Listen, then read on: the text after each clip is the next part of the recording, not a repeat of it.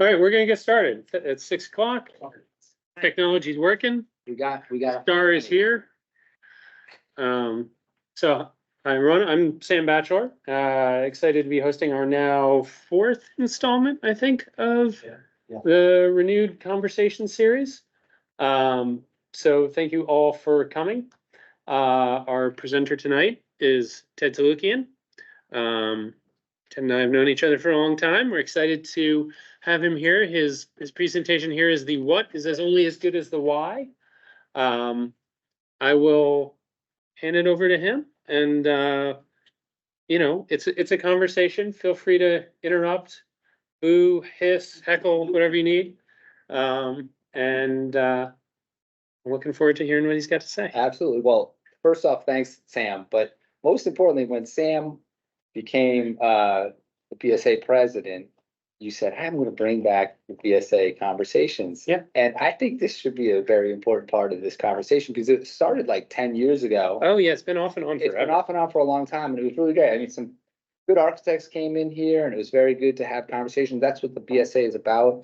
And then when you brought it back, it was really good to see people, start that conversation again, but mostly get back into the BSA, which is really a nice thing to be in person again. I see a lot of familiar faces as I'm looking around.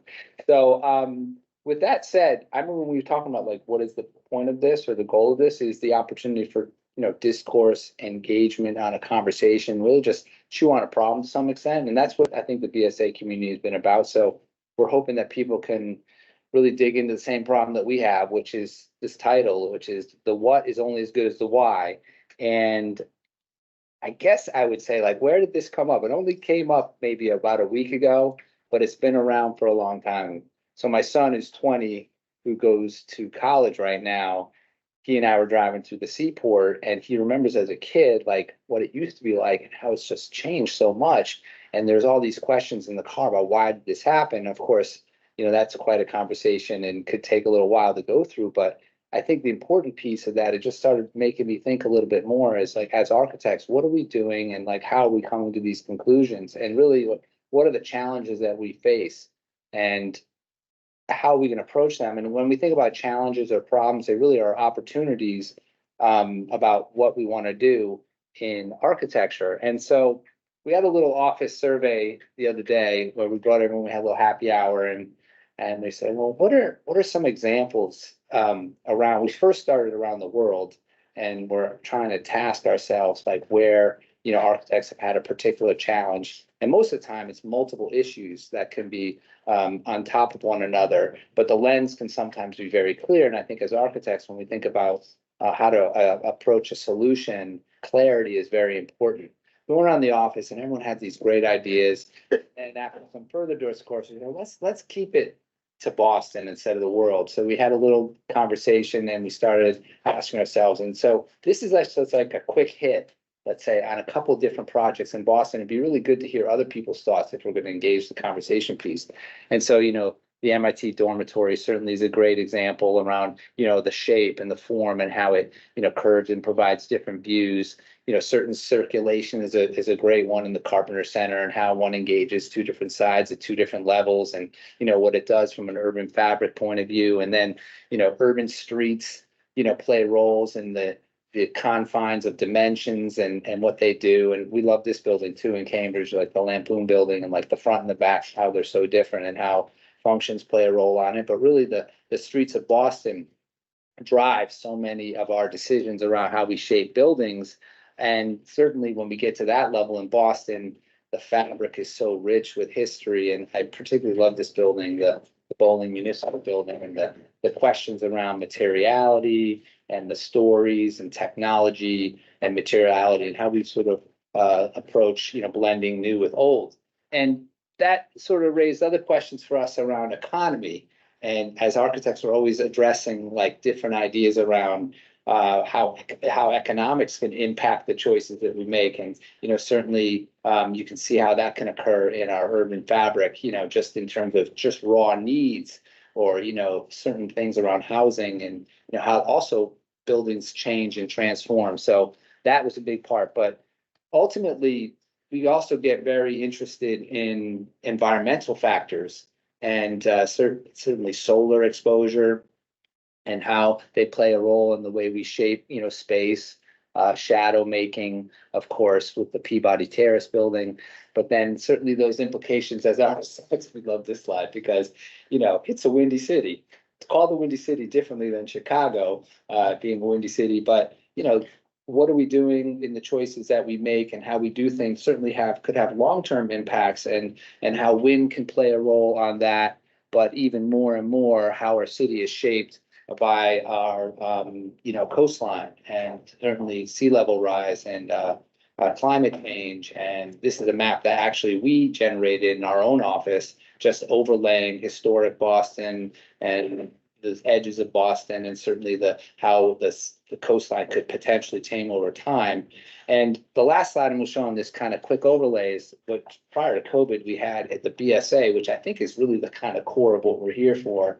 And what the BSA does is a lot of times convening people together and really trying to think about, what it is that we're doing and why, and how we can make things better. And this was the Living with Water challenge that was back about 5 years ago, I think. And a lot of architecture firms, it was a great discourse. And I know, Sam, you're doing a lot of things like this with the BSA this year. So this has been kind of what we're interested in and how we want to look at it. And certainly it's a long task that many architects have been addressing over time.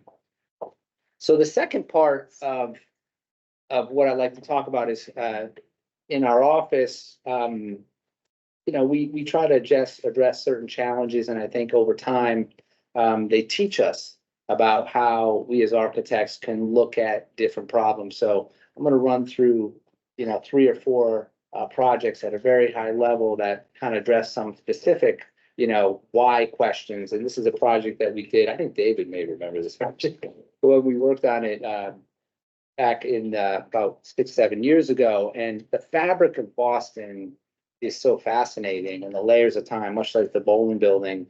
And this project in South Boston that we did really tried to simply address just the basic urban fabric.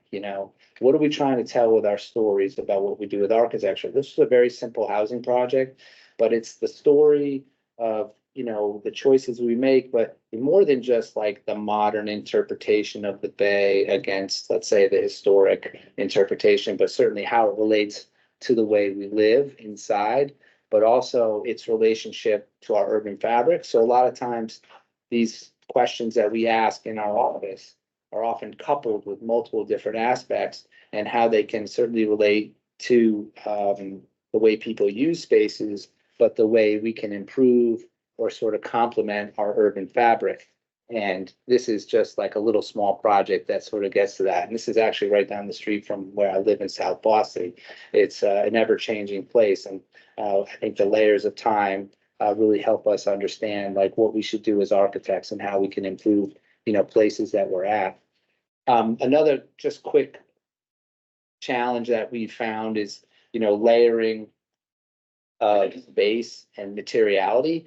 And this is a project which we did in Brookline, where it's a site that is bookended between the Boylston Street Playground and this hotel on the other side.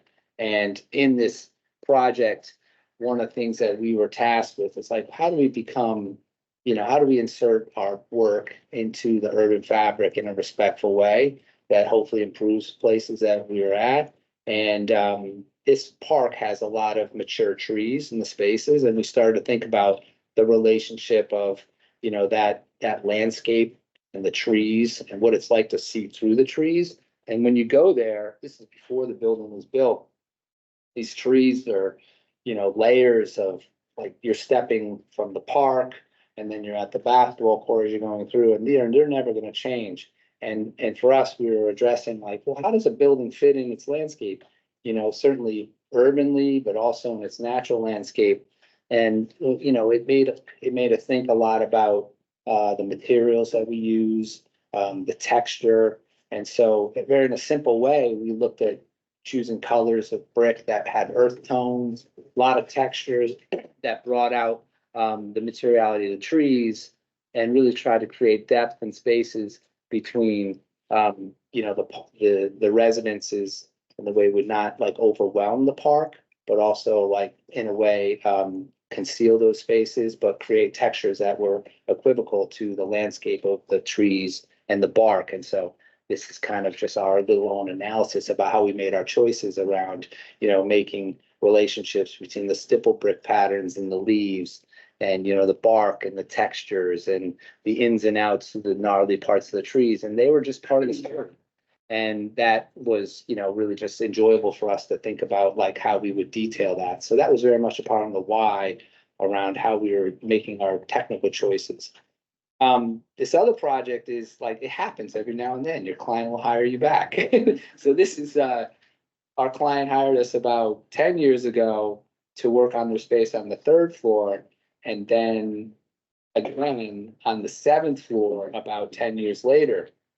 And we learned a lot in this process, and I think it's rare that you get to work in the same building sometimes on different floors, and also with the same client. And what we ended up looking at is, like, these spaces in some of these older buildings are sometimes nondescript, and they, when you approach them, is how do we look at, transforming them or addressing the materiality of it. So when we pulled down the ceilings of this building, actually, was quite fascinating. They have these wonderful vaults, right? And this is, we're like, well, we got to think about ways that we can incorporate this. This is back in 2012, compared to what we did in 2017. So we thought about it very simply, and we just thought more about economics played a role in this, but we thought about, let's make sure that none of the walls touch the ceiling. Let's make sure there's always a space between the ceiling and the top of the wall, so that at any point in the building or in the space, you can look through and always see the ceiling. That was that ubiquitous sense, like you could always feel that, like, amazing vaulted concrete ceiling. And how we set apart the views, where people would look through the space, and the way social engagement occurred was very necessary relative to where we cut windows into the space. And that really helped us kind of just very simply just, hey, let's celebrate those vaults. In that process, we made some recommendations around acoustics, because you got a lot of hard surface, you got a lot of concrete walls, you got a lot of concrete ceilings. And, we looked at that and we realized, like, as their firm grew and became, let's say, more mature as a firm, they also realized that they wanted more acoustic privacy. And so as we went back 10 years later, we had a lot of conversations around, like, oh, we love the vaults. We love what it's doing in the technology. We want to lose that, but how can we ways of amplifying or improving the acoustic experience, and also not lose sight of how we would look in the space? So the big takeaway for us on this was, well, we wanted to make sure we always saw through this ceiling. Instead, we thought about, like, how we would carve or cut openings in the ceiling and create a horizontal plane that would be acoustic fabric material that would everywhere throughout the space would play a role in absorption. And instead of having single pane glass, we went to, insulated glass sliders that had very high, acoustic ratings. And so all the choices around what we were doing was related to improving acoustic performance, but also making sure we didn't lose track of, like, how we wanted to celebrate those vaulted ceilings. And it really turned out to be a fun project. And in that process, a lot of the moves around where those would occur, were very tied to, those experiences. So sometimes they would straddle walls, what have you. But ultimately, the real challenge of this project was, like, how to create that social connection, between all the offices, but also make sure that acoustic privacy. And the more we do this, I think we all realize the things you can't see become more and more important, right? Like acoustics, mechanical systems, the way people engage and what stimulates people, and how, as architects, what we do here, like, what can we do to help, be a catalyst for making those things better in the spaces. So this was very interesting for us from a point of view of, like, just comparing and contrasting. And I should go back here. Actually, this photo was taken. Actually, you can't quite see it, but the ceiling is not quite done. It's in the distance here, right back here. And so we're in the middle of finishing that up, and some of the wood detailing. So this is more of a also next phase about, like, how we're going to take that through. So another little case study before we get to the project I want to run through is a project that we worked on probably 8-10 years ago. And it was at Tremont Street. And it's interesting because this problem that we were tasked with was significant, because like, how do you build a building next to a public space in a way that doesn't overwhelm it? And we had a north, I should say, the building was on the south side of the lot. And because of that, anytime you went taller, it would create more of an impact on the way natural light would come into the park. And so, as you can imagine, working with a developer, and they're really conscious of getting density and scale and trying to make sure that they could raise their FAR. But on the other side of that, you're getting challenged with like solar orientation and how that would come into the park.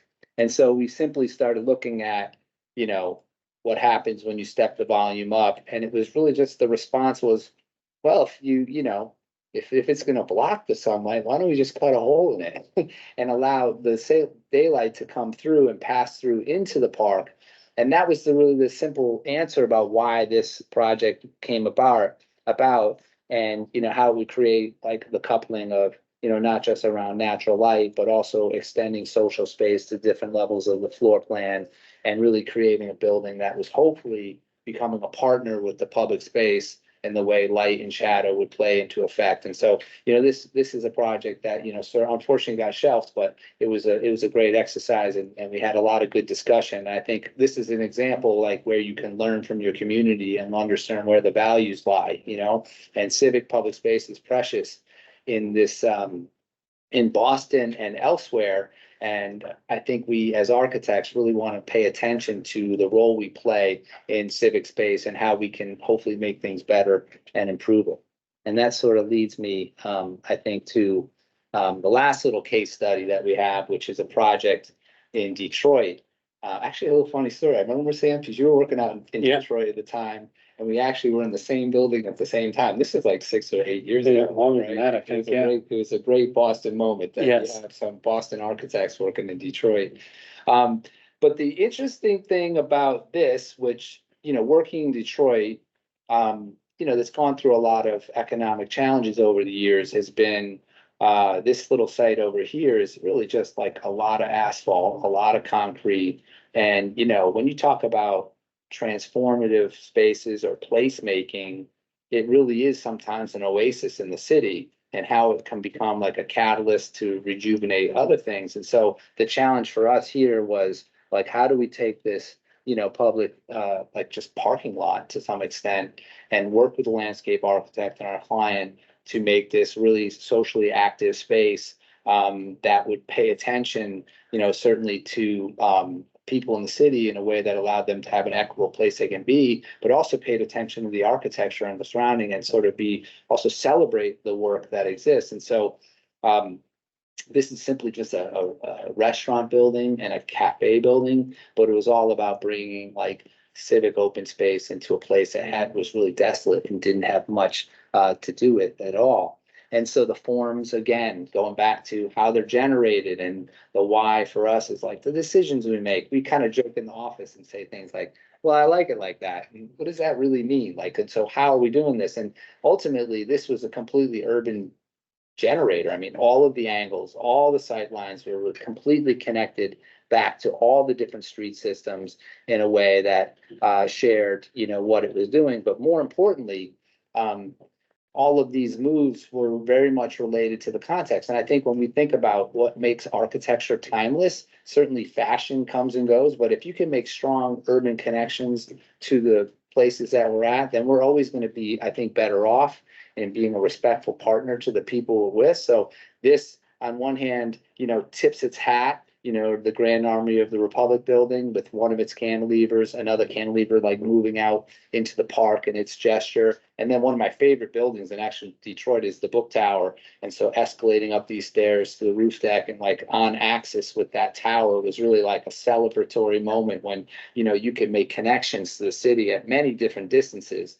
And then similarly, like you see that at the ground plane, and, we work a lot with landscape architects and the connection of like landscape and architecture and creating seamless connections. And so this building really looked to make openings at the ground plane, you know, tipping its hat with, let's say, the cantilever to the left and the stair to the right. It was very important to sort of seamlessly tie it together, but also become like a mechanism that pulled people into the park.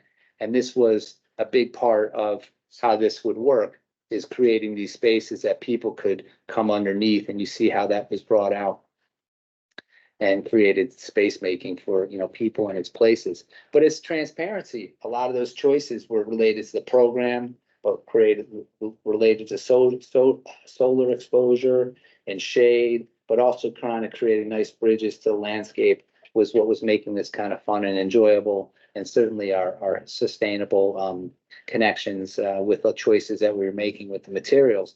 But it's, I think at that point it gets, there's so many, like, you can step at many scales, and I think we can all discuss this, like, how do we step at the urban scale? How do we step to the personal scale? And then how do we make these things is really like certainly another challenge. And the why for us is like, a lot has to do with constructability. And this is like a model is actually the BIM model for the structure, which is all steel.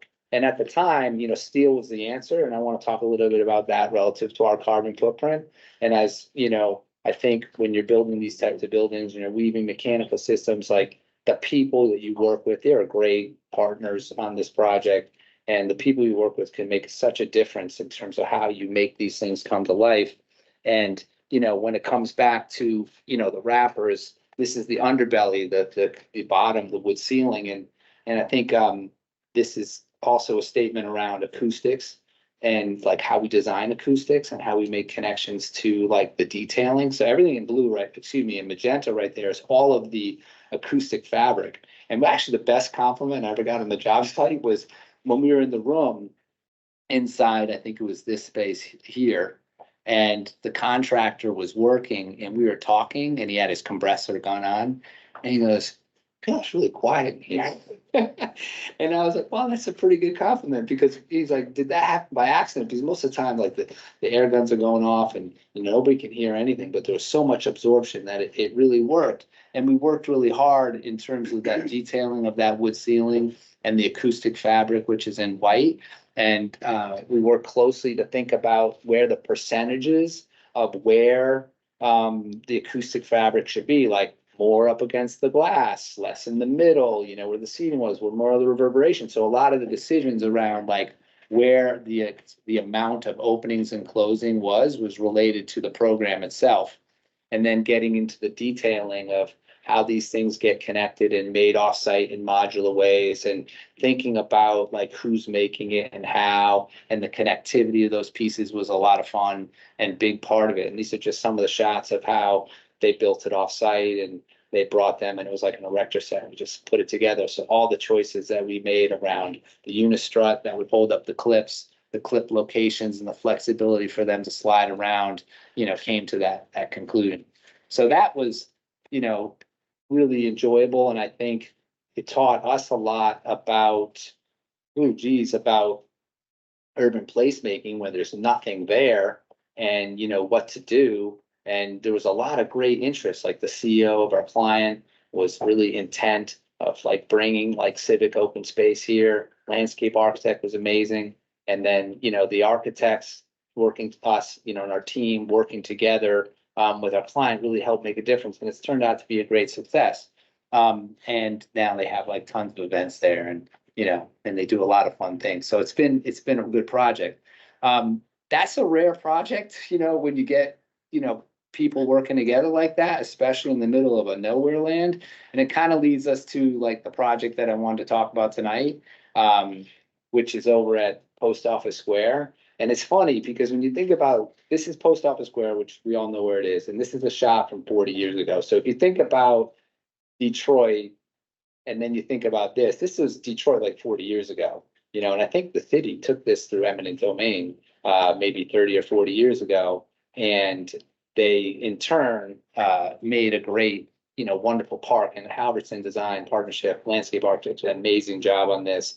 And it's truly just an amazing public space in the city. And so like different than Detroit, you know, as an architect, it's like, well, here you are, you got to work in a city that has like asphalt parking everywhere. and do this civic building. Our task was, the cafe building is a little outdated, but it's extremely, successful. The park is certainly successful. It's wonderfully maintained.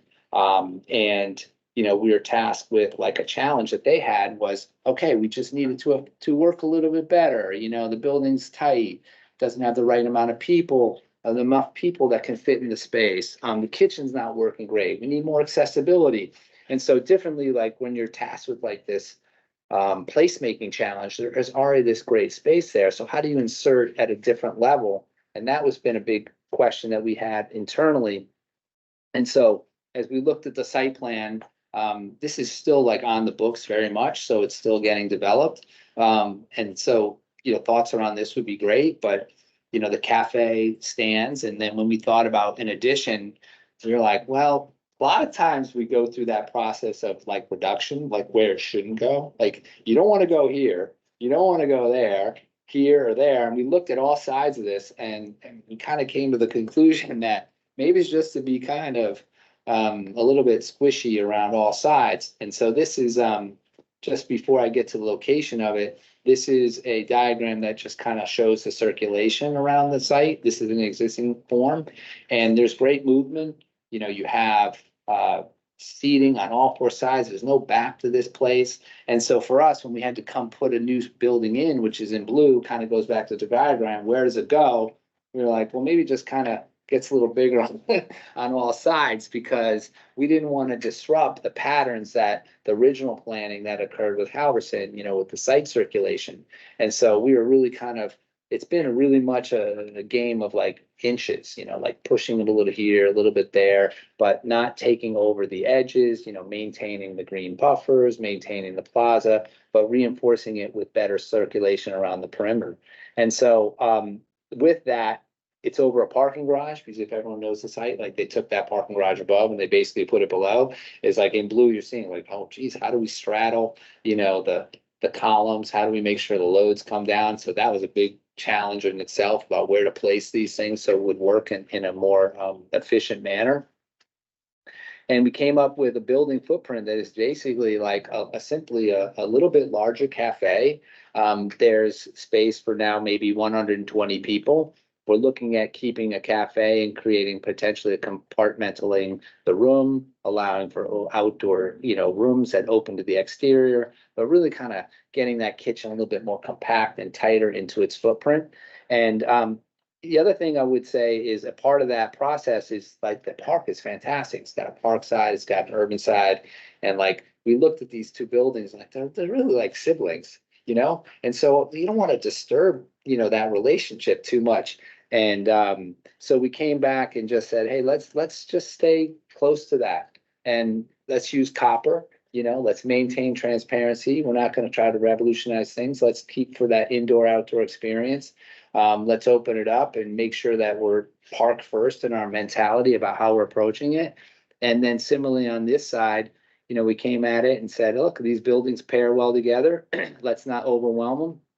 Let's come back in with buildings that this has been the real piece here, has been to maintain the roof lines. Like, so we were like tasked with like, how do you make it like someone made a statement like, this is the surviving sibling on the right, and this is the new, cousin, on the left. And we wanted to do it in a way that would not overwhelm the other. So we kept a lot of the scale the same, and we kind of joke that, they're kind of the same, but they're a little different, they're kind of two different apples now.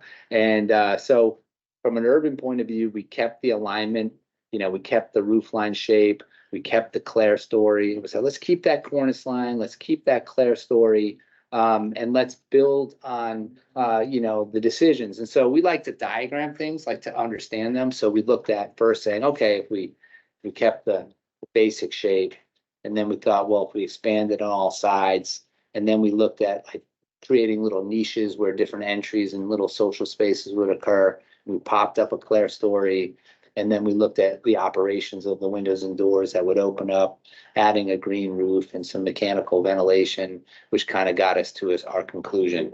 And, and ultimately it's a building that has like 3 spaces. So you've got this cafe, you've got this little bit of an outdoor bar area, which we like to call this lantern. And then we've got this clerestory light that is really becoming more and more like a mechanism. And so functionally, it just broke down to very simply 3 spaces: kitchen and bar, cafe seating, and sort of the cafe, so let's say call it service side, and a building that could serve, 1 user, and when the doors open up and the compartmental wall closed down, 2 users. And that's been sort of the address of how to look at this. And so ultimately, I'm just going to kind of walk you around the building for a second, and then I'm going to talk about some of the sustainability challenges and the energy code that we're looking at. All the architects here know that things have been changing quite a bit, and they're impacting our decisions from a regulatory point of view. And so this is just a quick virtual walk around of the building and the interior of the building, which we're actually been working on making it completely mass timber. So all of the structure, this is kind of the learning that came out of, the DTE project, where steel was sort of a natural first reaction. Let's be more sustainably minded. Let's think more about our carbon footprint. Let's look at, using, renewable materials like mass timber, CLT, and then let's look at how we bring natural light into the space so that we can improve, the way we're using our energy and efficiency from that point of view. And so these are a couple of views, and that's the skylight baffles that are looking down. Also, when you come into the space, like respecting those initial moves at the planning of the park, widening that entry, trying to make things a little bit more comfortable, respecting our street edge, and moving away, starting to look at, the green roof and the wood walls and the copper and some of the louvers is an area where the bar and the transaction are. So another thing we did do is actually brought the deck 360 degrees, where before it was stopping. Now it's like running around all the sides and looking up. So then in terms of, materials, which we talked a little bit about, but the CLT has been a nice challenge. It's very compact. Like every move that we have to make structurally has to somehow find itself down to the columns, which is it's difficult, but also doing it in a way that can be put together in like an erector set. So we've kind of got these drawings where we're looking at larger beams that will give us the spans, and you're seeing like how the clerestory pops up, and then the cathedral ceiling is actually ghosted in. I should go back right here, where that will all also be mass timber and all columns. So this is actually, we've been talking to a fabricator, it's gonna take like 7 days to put up. It's unbelievable. Let's see if they can do it. That's what they're saying. Now, as we think about the sustainable measures, I mean, one of the best things our client would like to do is say, hey, let's make this as sustainable as possible. And so, simple things like going to an all electric building, high efficiency HVAC, reusing our stormwater where we can, looking at, building material reuse, enhancing the thermal envelope. But the 2 big ones have been around passive ventilation and daylighting. And this is the area that we've been really focusing on. So this is, I'm not gonna claim I can give you recite the energy code properly enough, but we're trying to stay prescriptive. And we're looking at a, 40% window to wall ratio, which is challenging. And so we looked at ways that we could enhance that dimensionally by going up inside the ceiling, because it's still a part of the exterior wall. By the way, we're going to occupy the basement space and create areaways around the perimeter that will extend that window to wall ratio below grade is what we're looking at. And so, and then part of that has been like getting to the exemption of providing daylighting. And you need 50% of that footprint, which is more manageable when you're dealing with like a smaller building footprint, but also looking at daylighting controls, but also how it can make a more comfortable environment, at that point. And so this is a quick section that shows how, daylight is coming into the building using those baffles. And now this whole space up here is actually all stretch wall. So we're going to make it out of complete absorptive acoustic material, taking those lessons that we learned, from some of the other projects and building on it. And then also collecting the rainwater, for a cistern, and managing our stormwater on site, using it for irrigation, and also looking at that indoor outdoor. But also part of like our office is we're really trying to advance our technology tools. And so working with really good partners who are helping us learn how to use these tools better. And so part of our requirement is to look at the daylighting autonomy and also the sun diagram. So these are two different charts that do different things. So I think the one on the top is basically saying, you know, how much of this percentage of the space are we getting, you know, 300-foot candles basically on that space. And we're getting obviously more than 50% of the time. And then below is just pure daylight. You know, what does daylight touch, you know, the plan at all? And when it gets really complicated, because you have to take into account, you know, certainly the solar exposure as it relates to how the impact is of the city. So we're building these models, you know, around where, you know, when you're in a site with a lot of tall buildings around the whole perimeter, it's extremely complicated and making sure that you can meet that. So, you know, we're trying to use technology to help us make these types of decisions. Now, the last piece I would say about this is, which we're most interested in, is the newer areas around passive ventilation. So as much as we're trying to be smart about our, you know, building materials, like in terms of connections to, you know, the sibling, let's say, and then, you know, advancing away from steel and looking at, you know, mass timber. It's also like looking at our daylight to minimize the amount of electricity that we're using in the building. It's like, how can we improve like passive ventilation? And so these areaways that we're working out to be used, you know, to improve the window to wall ratio, we're also using an opportunity to bring air into the building and passively and then ventilate it and exhaust it out through the clerestory. And ultimately, giving meaning to like these little choices that we're making and the footprint and the way we're carving those, turning those into, you know, places that we can bring ventilation into a space has been, you know, really a challenge. So, I mean, in the big picture, I find it interesting for us, and that's why I'm kind of gonna go back to the Detroit project, and this one is, they're different. You know, one is completely from, you know, there's an urban park set of parking lots, to like, how do you, make, you know, space that is really about revitalization versus a project that's so successful that just needs a redo of its building, but hopefully advance it in a way that's more socially conscious and particularly environmentally conscious to, you know, to the site and to, you know, the city. So these are the big things that we're challenging ourselves with. And I think that part of our conversation tonight is really just like understanding more what architects, you know, are tasked with, you know, and when you put the lens on these things, you know, what are we all trying to accomplish and why? And what are the things that you're all dealing with to try to hopefully do better work that has a better impact on our communities. So that's it. That's mine. Thanks, Ted. All right. So thank you, everybody.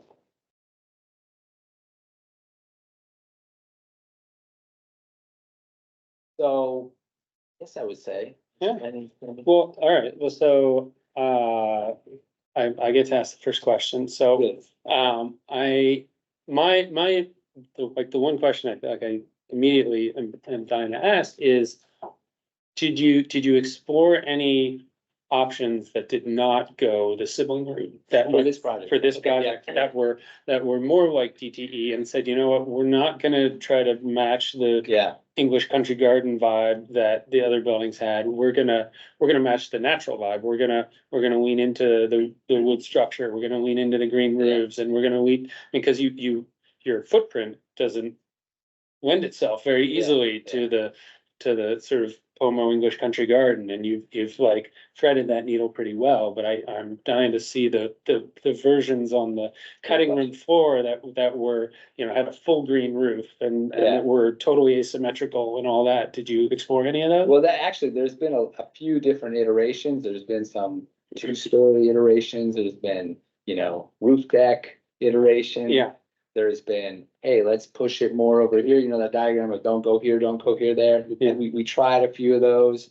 But ultimately, you know, you come back to the same place. It's like, it's a beautiful park. And it was a very, you know, for us, like out of respect to the park and saying, Yeah. hey, look, we think it's best if we don't come in and try to, you know, light this on fire and try to, you know, do something more disruptive, and just try to thread the needle, as you said. But I find that, yeah, I mean, it's a great question because, you know, when do you take on more restraint, you Yeah. know, versus less restraint? And, you know, how do you take cues from your contacts, which is throughout all of the projects that we try to deal with, in a way that hopefully improves the setting and, you know, is respectful to its partners, because that's what we're trying to do, is make timeless architecture, but in a modern way. I think that is, you know, hopefully pulling those things together. Yeah. Yeah.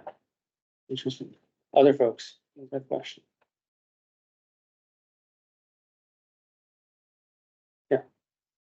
I'm interested in how this project, the client relationship compares to the Detroit project in terms of the ability to explore. Yeah. You know, and the differences between the sites and the context. Yeah, you know, Detroit project was interesting because there was a lot of concern that no one would come. You know, they were gonna invest a lot of money into building that building, and I'll answer that in a couple ways. Like, the first way I would say is that when we were doing the energy modeling for the building earlier on, we assumed a certain lower occupant load. They're like, oh, let's keep it simple, and, you know, everything's related to cost and mechanical systems. And the client was much more, let me say that they were very interested in making a difference, right? And saying, hey, we're gonna be a catalyst to this entire neighborhood. We're gonna bring a corner of Detroit that isn't happening, like, bring it here. And that was exciting because, you know, when you're dealing with a big asphalt, you know, acres of a lot of asphalt, you really need to have a client that's gonna take a lot of risk, right? And doing something different. And what happened with the project is, actually, after we built it, it's a great sustainability story, actually, because double the people, they wanted more seats, they wanted more space, and the mechanical systems couldn't keep up. And so we actually had to replace some of the equipment, like, about 6 months later, to keep up with the cooling loads in the space. And so it said a lot about, like, risk and, you know, what the expectations are and how they flip, right, and change.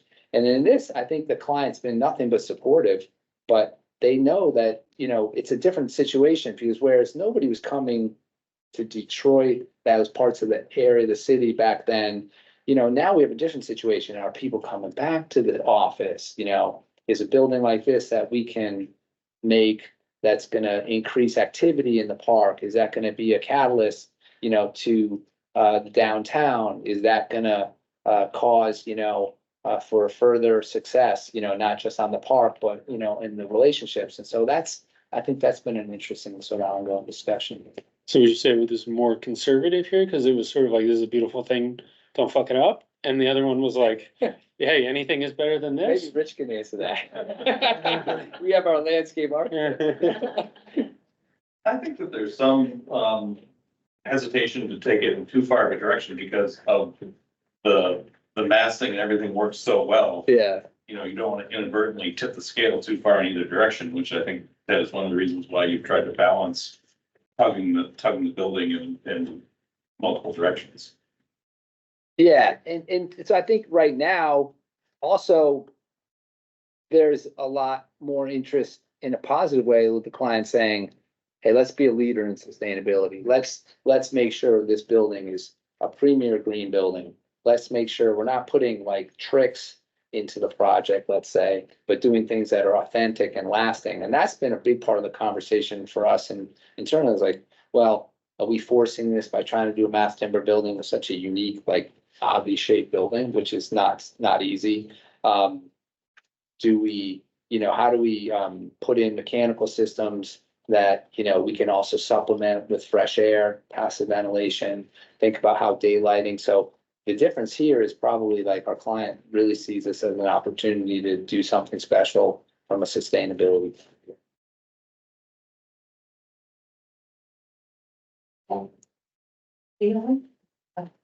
Okay, so I'm curious, like, what I appreciate with how you talk about your work is you talk about very, like, straightforward kind of technical challenges or environmental challenges, but then I'm hearing an embrace of, like, intuition in how you approach or how you kind of tackle those things to resolve it in a way that I think is really nice. Like, I think sometimes like it's hard to talk about work in terms of like how delightful it's going to be, you know, because you're like really trying to solve all the problems at hand. And I wonder if I'm hearing that correctly, and if so, like, how do you talk about that in your studio and also with the client? Or is that something you talk about in the studio and then you present the idea to your client? Yeah, it depends.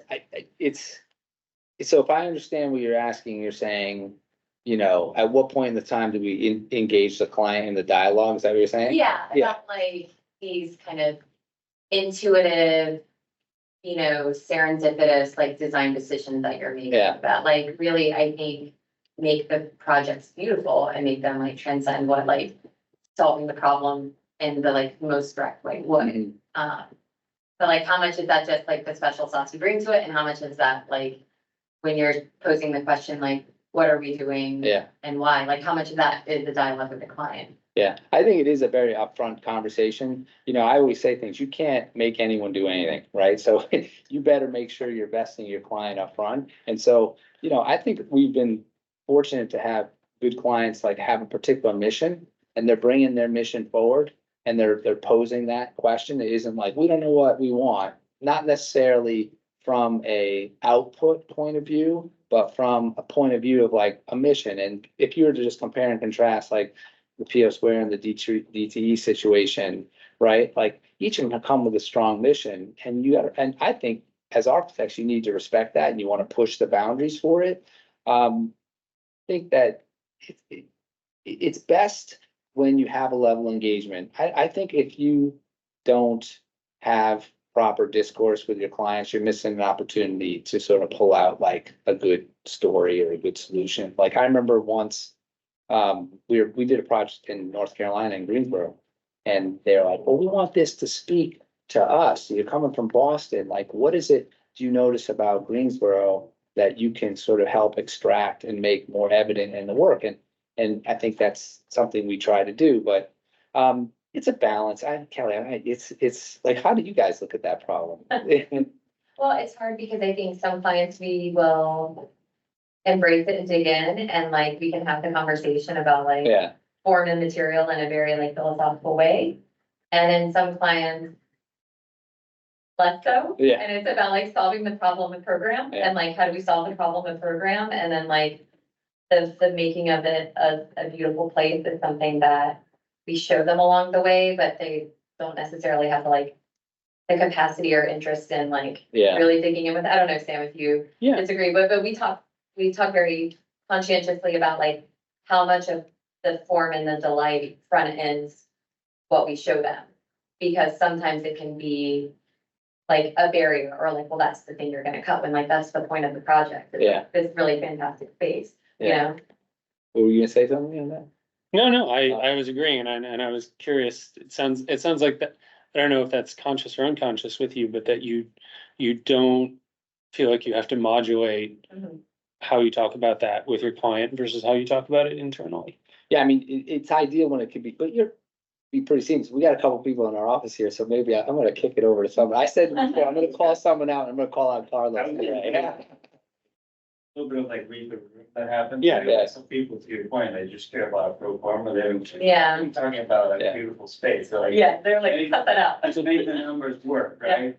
And then, but Ted's is very upfront about these things and what I've discovered is that he'll turn people, Mhm. you know, and so eventually you finds a little button and it's like, we care about this, and then it's sort of the conversation kind of changes rather quickly, in which now they're completely on board, they're talking about the same things that you care about, but it always starts with like a blend of like first understanding where they're coming from, and things that are important to them. And then in the process, just being like, all right, you know, kind of like working it out that way.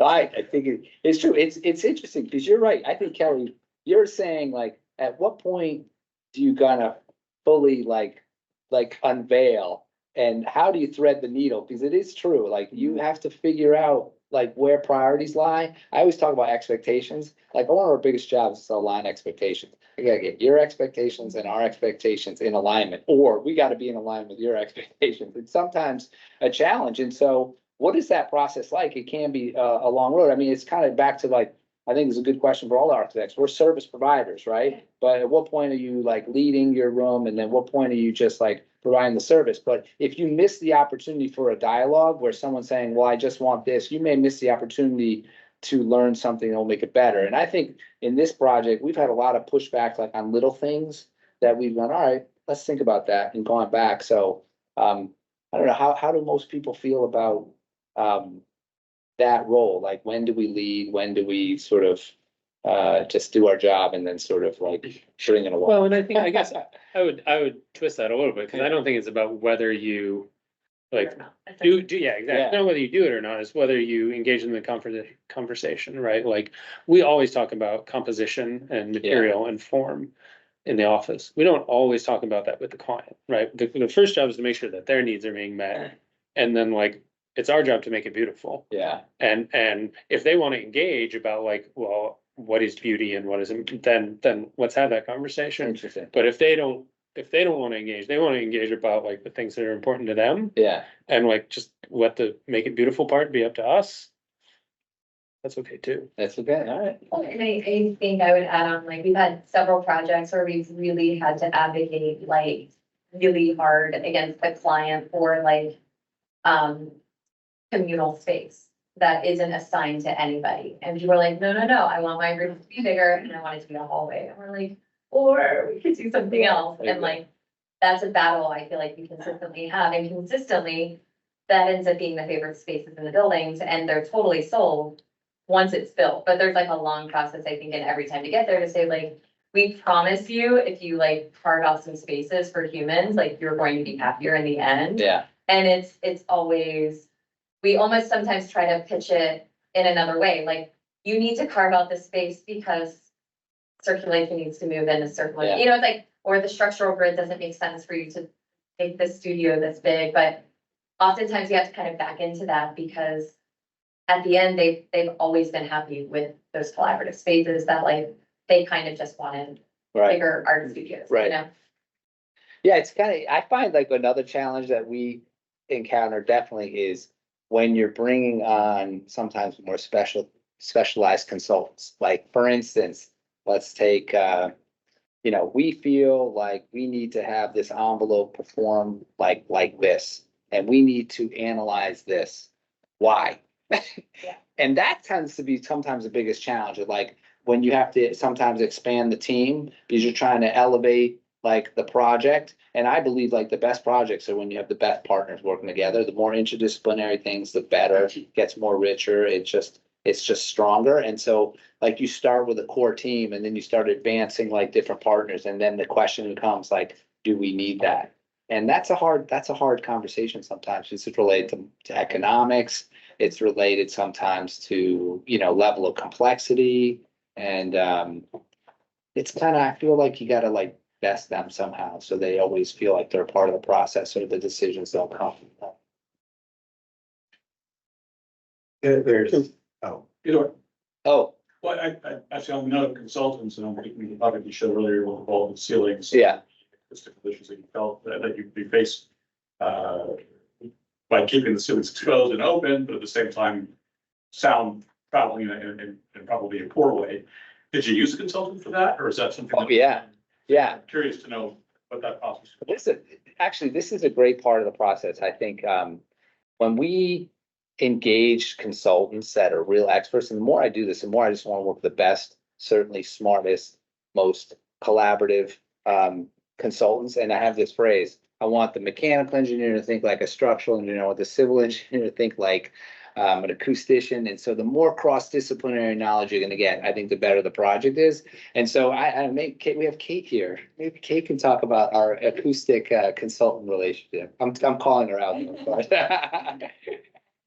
A little clip of that wooden wall, wooden ceiling space, that's right when you enter in. We were nervous about the reverb. And we ended up in the center of the space, really honing on that acoustic stretch wall material. We were doing on the ceiling to have that nice flat plane where you have cutouts to the vaults. But we also had this center place that we were just like, this is a great opportunity to almost have a sponge in the entire center of the building. And so we were working with our municipal engineer on, you know, really figuring out exactly how many cutouts in that wooden ceiling and the walls that, you know, would allow us to absorb and kind of holistically looking at that whole space. And it's still like mostly like that lobby area is still in construction. And if you're in an office, you cannot hear anything, which is incredible. So it was a success. But kind of goes to that conversation around, how do you use your consultants? Like there's like Kelly, you're saying like you're intuitive, you're kind of using a lot of intuitive knowledge. I think architects generally do that, but we're more focused on data now, right? Like I want to know the data, right? So when we sat down and showed you that ceiling detail around DTE, and we're like, this is the percentages that you need to have here and here, giving more meaning to the decision. And now like looking at data around daylighting, or the next thing we're gonna start to look at is like data around, you know, passive ventilation. These are very complex things. And so using consultants, I think, and harnessing their strengths, and a lot of times they're engineers, and can you pull out of them real data that will help inform like what we're doing is what we're finding a lot of focus on. I find that very pleasing to tie like science or technology and art together and the way they merge, and they're only merging well when the two are working together. So we're asking, I know Dave, you had something you want to mention. I wanted to, it's interesting that you're talking about some of the other consultants, for example, that you're dealing with in the relationship with your client, but I am imagining in both circumstances, say in Detroit and here in Post Office, where Park, you had, there's something beyond the client, which is the regulatory. Yes. And here I'm very familiar with that, but I don't know what you are experiencing about that. But I'm curious about your thoughts on the difference between Detroit and Boston in that regard, and also what the influence there is and what that conversation is, because to the extent that regulatory issues affect what you can do or can't do and shape it, that's also part of the conversation. Absolutely. That's a great point. Say this often and not in the room or the clients, like, we can talk about this all we want, but at the end of the day, there's someone at City Hall, there is a regulatory agency that we need to engage. Otherwise, we're just talking to ourselves. And so, interestingly enough, Detroit's regulatory process for this was less regulated, right? And so a lot of it came down to, well, the CEO is going to talk to the Detroit Free Press architecture critic. He's going to talk to this family and that family, to be left nameless for a second, and get their opinion on if this is acceptable, because they were big, names in the city, and that was a necessary part of it. This one, we're still going through that, and there's some design review with the BPDA that we're doing, and that's going to be a good conversation. I find anytime we're in that regulatory conversation, it's just getting better. It's like more data points, like more kind of points of view on this can make these things better. And also, there's an aspect around the other part of the regulatory process, which is the code, right? Like, so for instance, like, hey, we got to make the energy code work. We got to look at our window to wall ratio. And so those data points are making, like, giving more meaning to what we're doing and driving like decisions so they're less intuitive or less like, I like it like that. We have this joke, about what it is. But I think that question I would have a little bit back to you, David, is like, how does the regulatory role, like, when is it at its best, right? That helps the architect the most. And then when does it get to a point where you can sometimes lose control of that and the solutions never get to where they need to be because of the regulatory process? Well, there's least control when that relationship becomes adversarial. Mhm. Like there's, whether it's a prefix notions that people get in their heads one way or the other. I mean, that can come from both sides. Yeah. Or if there's something where there's an aim that both parties have, and because you are much deeper as an architect, you are much deeper into this design and figuring things out than the people who are, sort of reviewing or considering this are. You know more about, but if you have a relationship with the people there, you can get them to be on your side a little bit and to help shape the conversation so you win over support to go against some of the, because there's always stuff that gets in the way, right? There's always the wording of this part of the zoning code or the wording of this, or you have to also do this. But you have more help to do that if they're on your side and you've persuaded them. And they can help with the client too. Yeah, no, in the regulatory, I think we deal with this a lot, like, when is the best time, to engage the community? When is the best time to engage the public process? I mean, I think the earlier the better, but you want to come with some sort of understanding about what you're doing, or it can sort of waffle a little bit. So I think we have some responsibility to kind of figure out what we're proposing, right? But then not be too tight, hold the grip too tight that we can't like adapt it and make it more flexible. No, it's back to a little bit of the what and the why. Yeah. Kind of thing.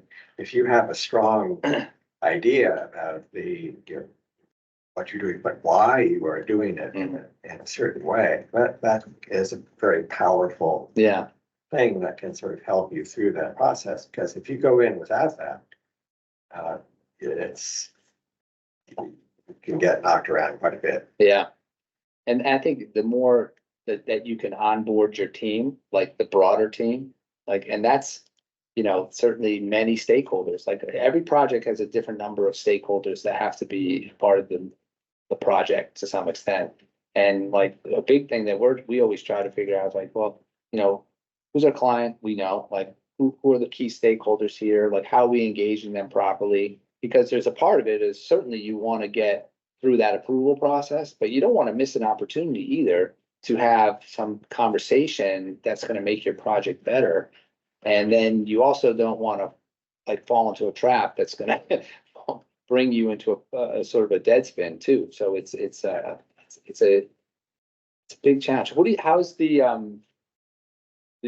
Boston, what is the Boston process at its best? Like what level of engagement is that?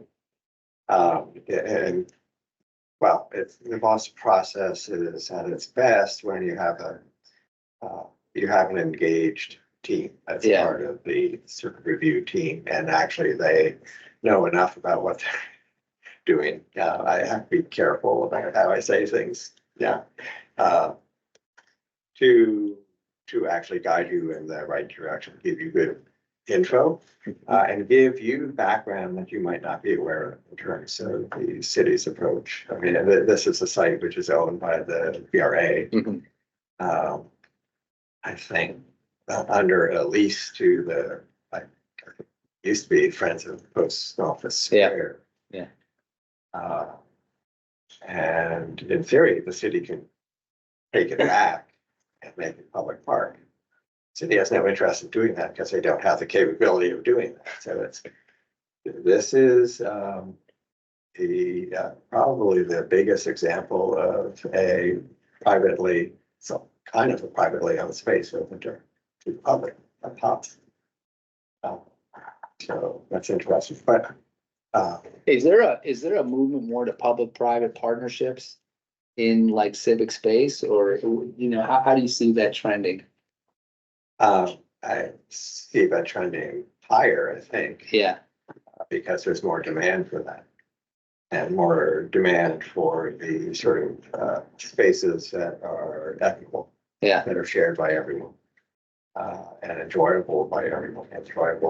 You want to maximize the enjoyment of the city overall, and how the people experience it.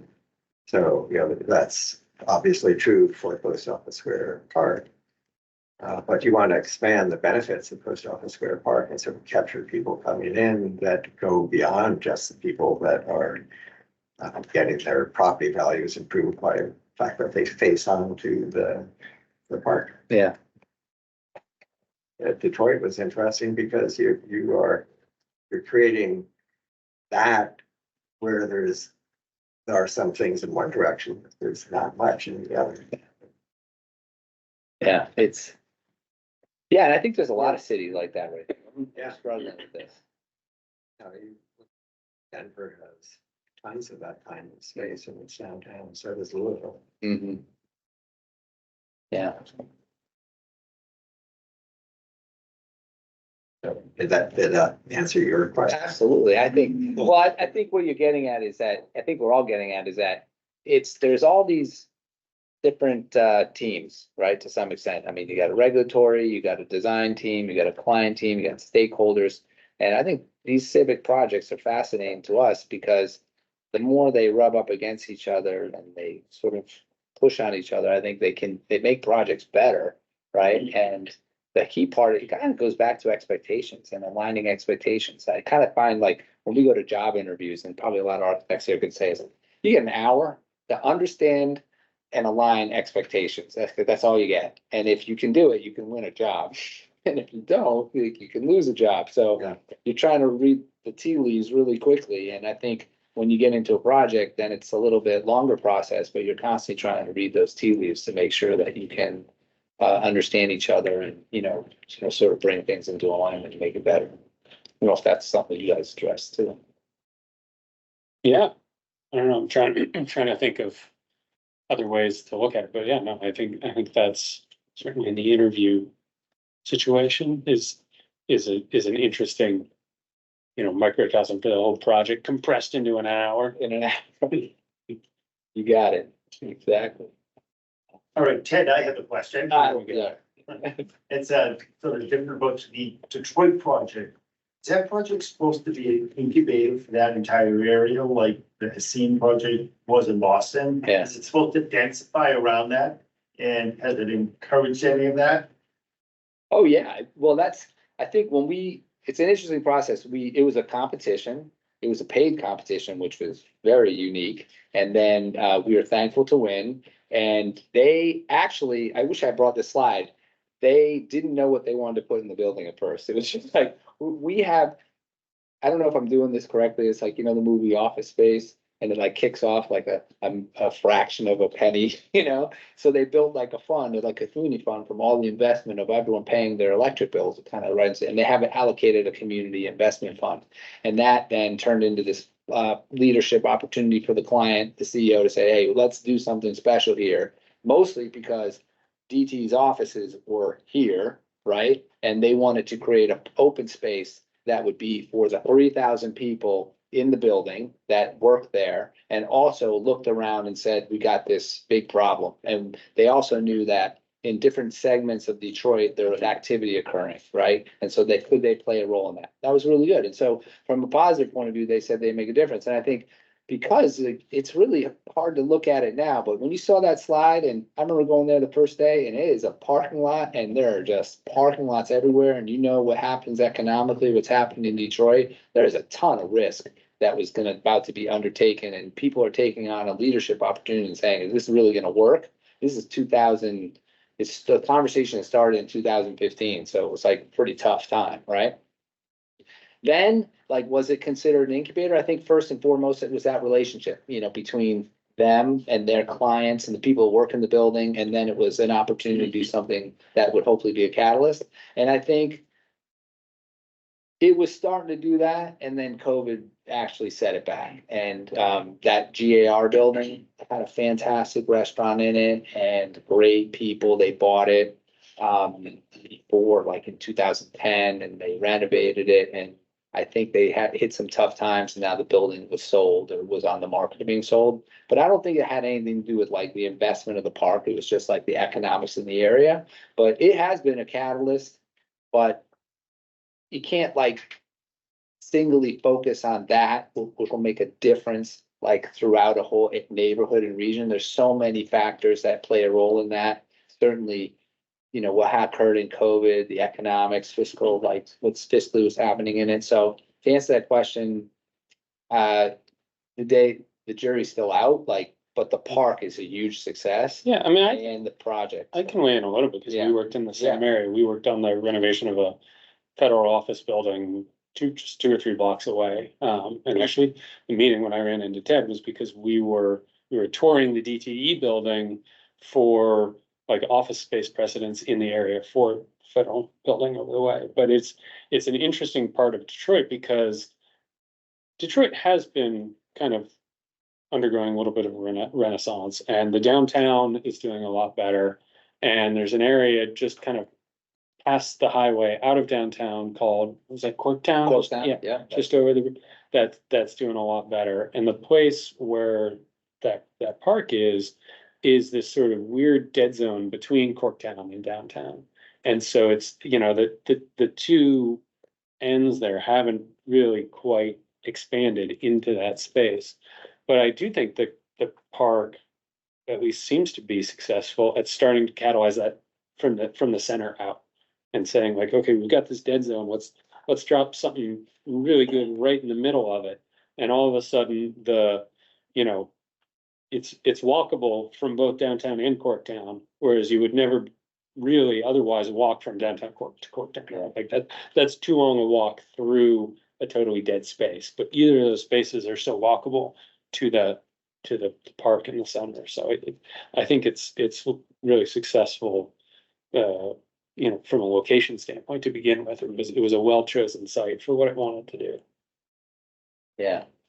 But in the question on like, how do you become like a good thoughtful catalyst is difficult, but you're hoping you do your part on your site, but also making bridges, to the parcels across the street. So there were conversations around that, like what's gonna happen over here, like what's gonna happen across the street? Are we putting the building in the right place? Because, we're gonna not allow for opportunity to come. So yeah, there was a lot of conversation around that. And to Sam's point, like it's a little node, right?